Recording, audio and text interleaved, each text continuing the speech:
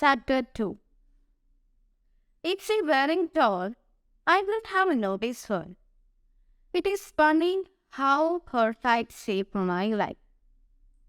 If she had been 4 inches shorter, my eyes may never have met hers, and everything would have been different. If I had not been bored and arrived at basketball court an hour earlier, it would have been different. If someone had not missed a pass, and the ball had not come out of the court and hit me on the head, I would have had a different life. Tiny bumps in time shape our lives. Even though we spend hours trying to make long-term plans.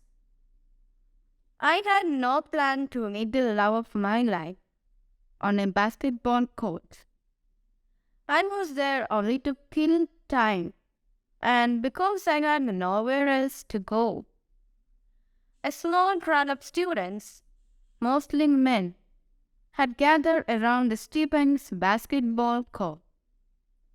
Girls' sports trials always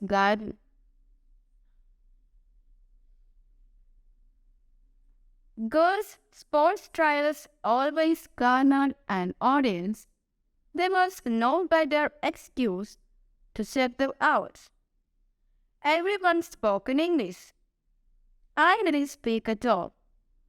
I straightened my back and stared at the court with a sense of purpose, mainly to come across as if I belonged there.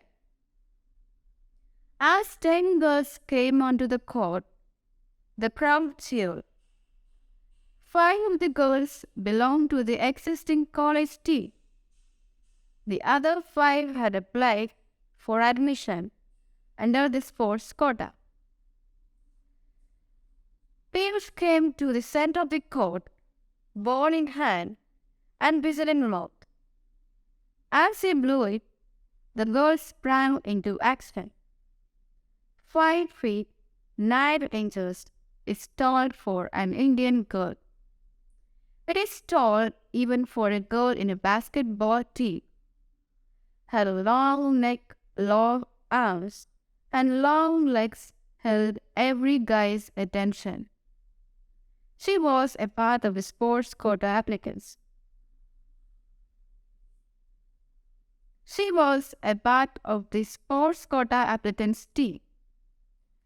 She wore black fitted shorts and a sleeveless sports vest with R printed in yellow on the back. She collected the ball within seconds. She wore expensive Nike ankle-length sneakers and the kind I had seen NBA players wear on TV. Her diamond earrings twinkled in the sun. She dribbled the ball with her right hand.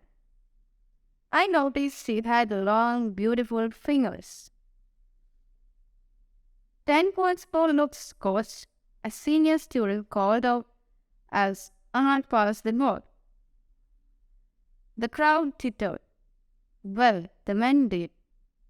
The vice prep distracted Aunt for a moment. But she resumed her game, as if she was used to such moments.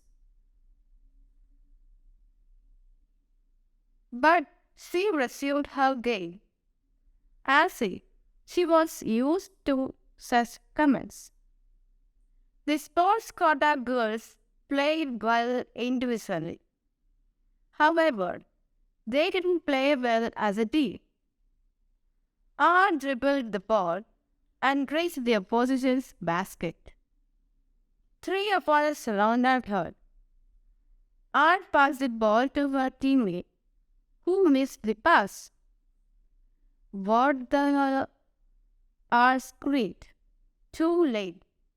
The rival team took the ball, passed it to the other end, and scored a basket. R cursed herself, inaudible to anyone else. She then signaled to 3 of her teammates to cover specific opponents and jogged across the court. When she went past me, I saw her sweaty, flushed face from up close. We made eye contact for nanoseconds, perhaps only in my imagination. But in those nanoseconds, something happened to my heart. No, I wouldn't say I fell in love with her. I wouldn't even say I felt attracted to her. But I felt something deep inside, strong enough for my heart to say it. You have to talk to this girl at least once in your life. Babes, cover here. I said cover. R screamed. Her state of mind was as far from mine as possible. She passed the ball to her teammate, who missed scoring a basket again. What are you guys doing? She shouted in perfect English. I felt nervous. How would I ever speak to her? Her face was creamy, dust sticking on her left cheek and forehead. Yet, it was one of the most beautiful faces I had seen in my entire life. Sometimes, it is hard to explain why you find a person beautiful. Was it her narrow face, perfectly in line with her slender body? Was it her flawless skin and complexion, which had turned from green to pink to red? Or was it not about her looks at all? Was it her passion, her being totally immersed in the game? I didn't know. Of course, I never actually thought it would lead to anything. She seemed too posh to even give me a second glance. Destiny, however, had other plans. For 1 years, in the 7th minute of the first half, would the college team captain overthrow the ball outside the court, where it hit my head as I stood on the sidelines. Why did I grab the ball in reflex? More than anything, why would Aunt come to collect it? Ball, please, she said, panting. I felt paralyzed. I said, ball, please, she said. I held on to the ball for an extra half second. I wanted to look at her.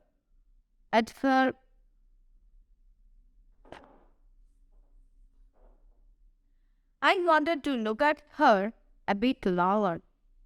I wanted to take a snapshot of her sweaty face and store it in my wife's camera for life. I threw the ball at her. She caught it with ease and looked at me. She could tell from my throw that I knew the game. Change your phone, shooter, I said.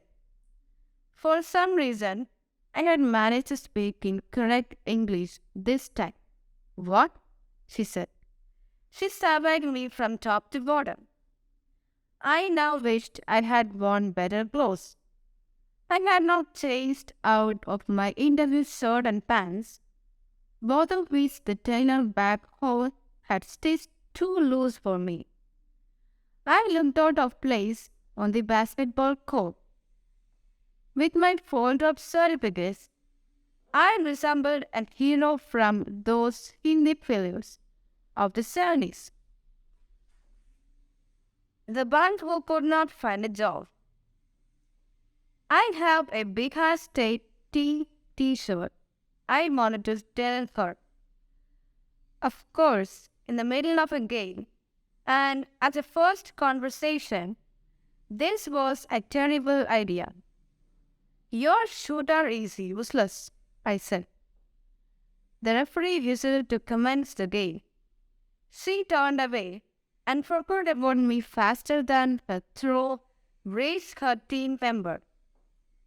Here, pass it to me, I shouted as she reached the opposite. Here, pass it to me, I shouted as she reached the opposition basket. Her point shooter held the ball and looked around confused. I said here, and screamed so loudly that pigeons flew off the trees in the lawns. The point shooter passed the ball. I caught it and took a shot from well beyond the 3-point line. Whoosh! The ball went through the basket. The crowd cheered. They already had a soft spot for our ending win. The referee announced a break at the 10-minute mark. The college team led 12-5. 12-5. Anne huddled with her team, figuring out their strategy for the next half. As a team meeting ended, she wiped her face and neck with a towel. I couldn't take my eyes off her. I forgot I had my own child in less than an hour. I only wanted to figure out a way to talk to her a bit more. Maybe I could tell her she played well. I wondered how to tell her about my state level game without coming across as a show-off. And more than anything, how would I go beyond 5 words of English? She caught me staring. I wanted to kill myself. She continued to look directly at me, the towel still around her neck. Then she walked up to me. A shiver ran down my spine.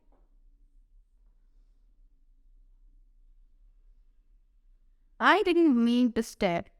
I wanted to tell her. I wondered if she would scream at me like she had done during the mess. Thanks, I said. She had walked across the court to thank me. She was breathing hard. My eyes were glued to hers. Look everywhere. Look away, mother. I scolded myself and turned away. That was a good thing, she said to my left profile. Welcome. You are good, I said. Uttering each word was like lifting a brick. And other suggestions for the second half? Will Lucy? Yes, I said, trying to face her again. I wanted to give her more tips, but couldn't in English. You speak Hindi? I said. She looked backward. Nobody in St. Stephen's had ever asked anyone that question. Well, yeah, of course, she said. Okay, I said, and explained in my language. They had 2 strong players, cover them tight.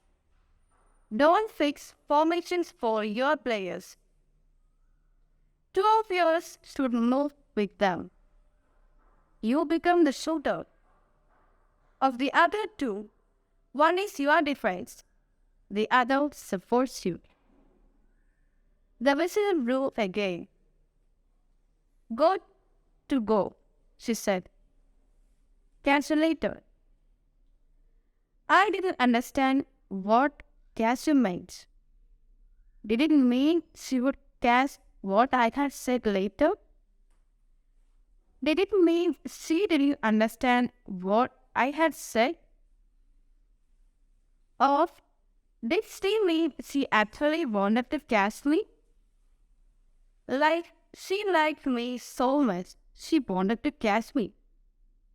Of course, this seemed unlikely. But then, I had given her good taste, and you never know with these modern people. You see, my mind has this overdrive switch, especially when it's excited. It starts to get ahead of itself and thinks useless thoughts when I could actually be doing something constructive, like watching the game or finding out that girl's name.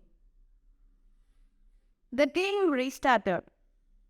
The referee's whistle, the sound of the players, shoes as they run across the court, the shrieks, the yells, and the cries of victory and defeat. Few things in life match the excitement of a sports score. Basketball, underrated as it might be in this country, packs it all in half an hour. I cannot understand why Indians don't play this game anymore. It doesn't take up too much space, doesn't need much equipment, and a big group can play it all at once. Yes, she screamed as she scored a basket. The ball went in without touching the rim, making the most beautiful sound in a basketball game. The soft chirp wails. Only the neck touches the ball. Sweat dripped off her face as she ran back to her side of the court. The match ended 25-50. The match ended 21-50. The newbies had lost, but still kept pace with the college team. A considerable achievement. Art, however, seemed disappointed. She wiped her face with a towel and picked up her blue Nike bag. A few boys tried to make eye contact with her, but she ignored them. I wanted to speak to her. However, no boy from Durand has ever had the guts to approach a high-class girl from Delhi. I wanted her to watch my game. There was nothing else I could impress her with. Cosplayers went up to her. They became engrossed in a conversation. This was my chance. Underconfident guys need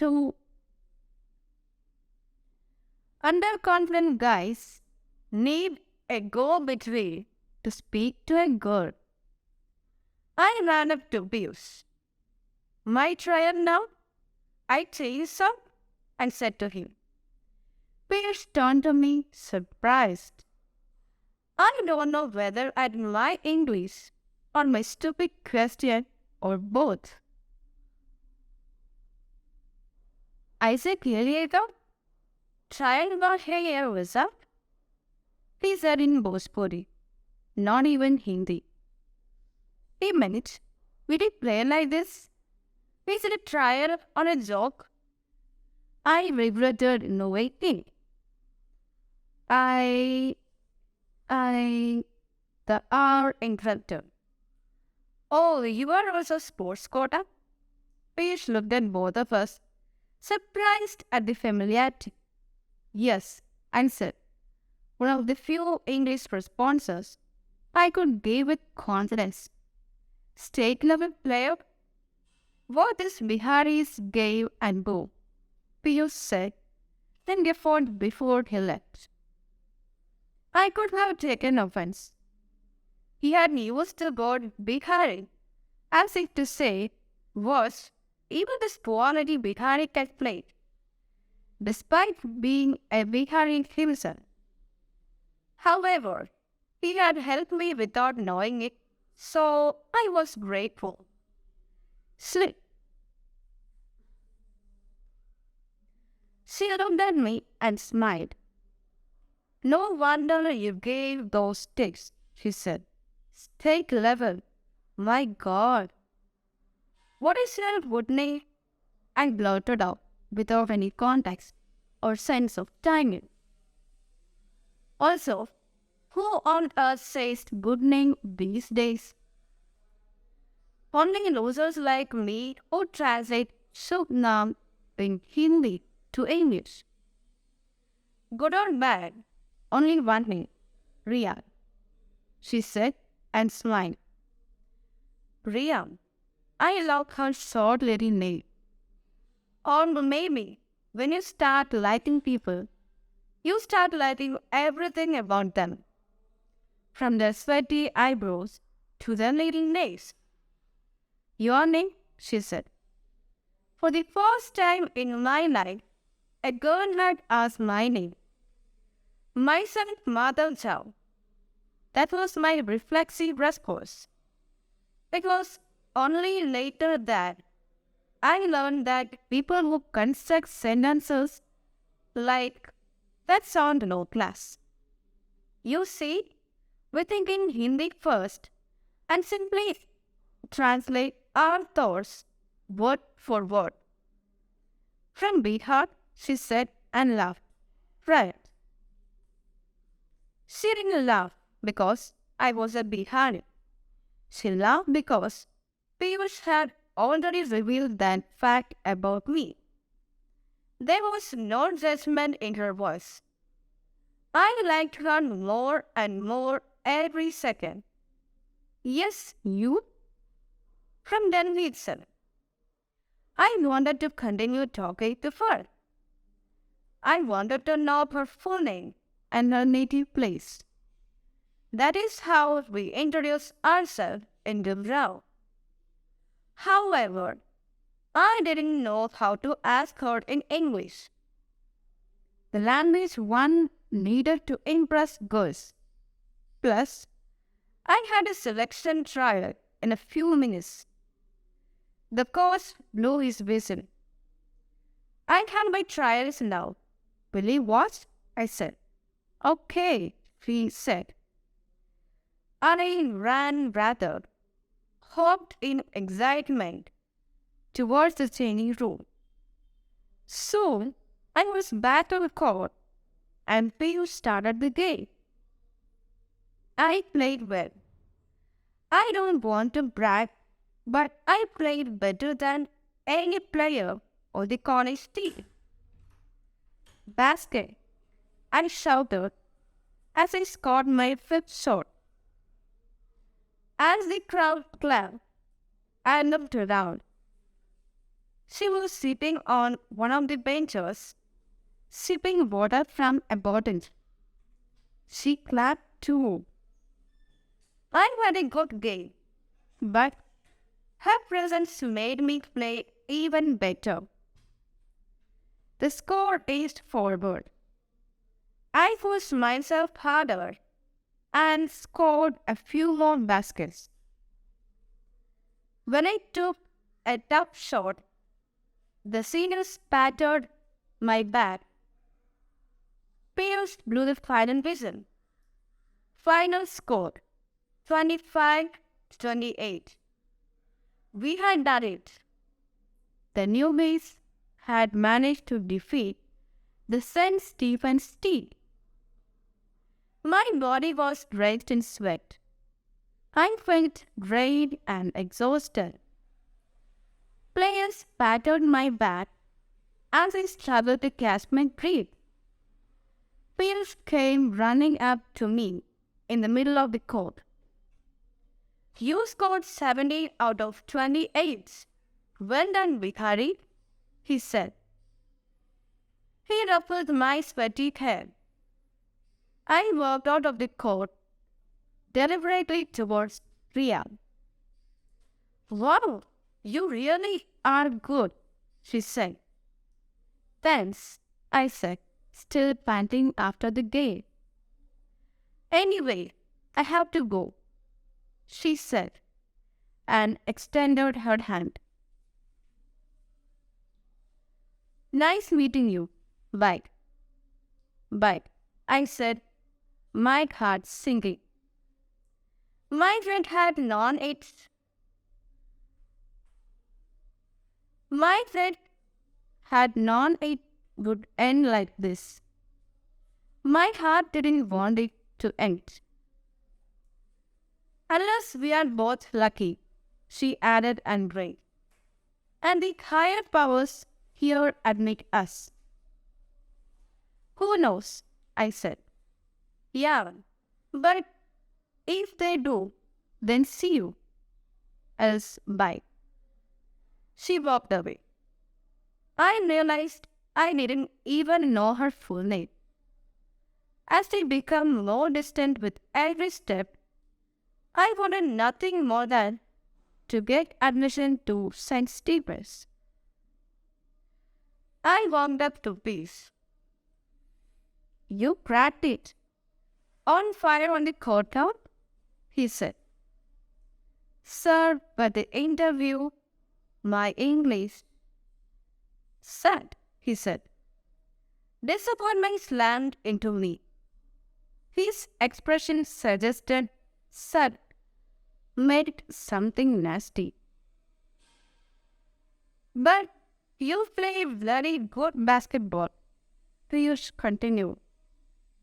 He patted my back and walked away. I stood alone in the middle of the basket court. Everyone else had left. I saw the bright-colored buildings and the greenery around me. Is this place in my destiny? I wondered. Well, it wasn't just about my destiny. It was our destiny. That is why, 1 month later, a postman came to my doorstep, endowed with a letter from St. Stephen's College. He also wanted a big tip.